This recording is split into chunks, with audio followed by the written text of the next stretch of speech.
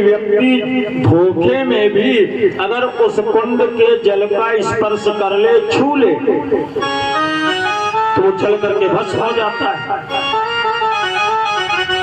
कंस ने कहा फिर क्या होगा?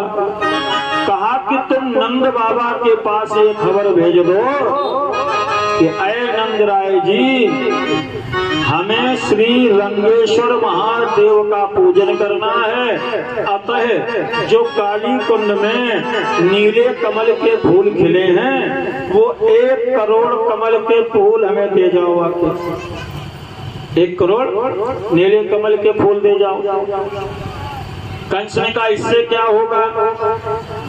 नारद ने कहा देख, जब ये खबर यहाँ से जाएगी नंद बाबा के पास कि हमें नीले कमल के फूल चाहिए, 1 करोड़ कमल के पुष्प, तो नंद बाबा तो जाएंगे नहीं नीले कमल के फूल लेने, क्योंकि जानते हैं नंद बाबा कि उसका जल बड़ा जहरीला है, विषैला है। कृष्ण और बलराम जाएंगे, और जब कृष्ण बलराम जाएंगे तो जैसे ही पुष्प चुनने के लिए कुंड में प्रवेश करेंगे तो जल है जहरीला, मर जाएंगे, तुम बच जाओ। कंस ने कहा ये तो बड़ी उत्तम बात है, बड़ी अच्छी बात है। नारद जी ये समझा करके कंस को चले गए। अब कंस ने भगवान के लिए अर्थात नंद बाबा के लिए पत्र लिखा। पत्र में क्या लिखा कि कोटि कमल काली दहते रे, भिजवाओ तुम काली सवेरे। अरे नंद बाबा, हमें जो काली कुंड में नीले कमल के फूल खिले हैं वो 1 करोड़ कमल के पुष्प कल दे जाओ। क्यों? क्योंकि मुझे श्री रंगेश्वर महाराज का पूजन करना है। देखो, भगवान को कुंड शुद्ध करना है, लेकिन डायरेक्ट भगवान नहीं जा रहे हैं, भगवान माध्यम से जा रहे हैं। अब ये पत्र एक दूत के द्वारा नंद बाबा के पास में कंस ने भेजा। नंद बाबा को जब पत्र मिला तो नंद बाबा उदास हो गए। नंद बाबा विचार करते हैं, लगता है ये पापी कंस जब तक मेरे बालकों का संहार नहीं कर देगा, मार नहीं देगा, तब तक लगता है कंस का यानी मन नहीं मानेगा, अथवा कंस के हृदय में शांति नहीं मिलेगी। अब वो नीले कमल के पुष्प मंगवा रहा है काली हृदय से, और वहां कोई जाता नहीं है। शाम का समय था, बाबा पत्र लिए उदास बैठे हैं। भगवान कृष्ण दाऊ भैया सभी ग्वालों के साथ में गैया चराने के बाद वापस आए। सभी ने अपने अपने गाय बछड़ों को बांधा।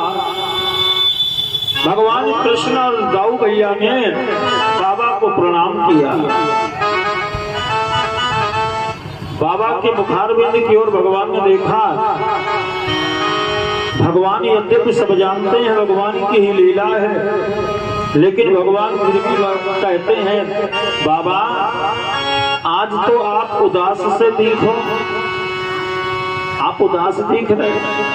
बाबा ने कहा ना भैया कछु बात नहीं।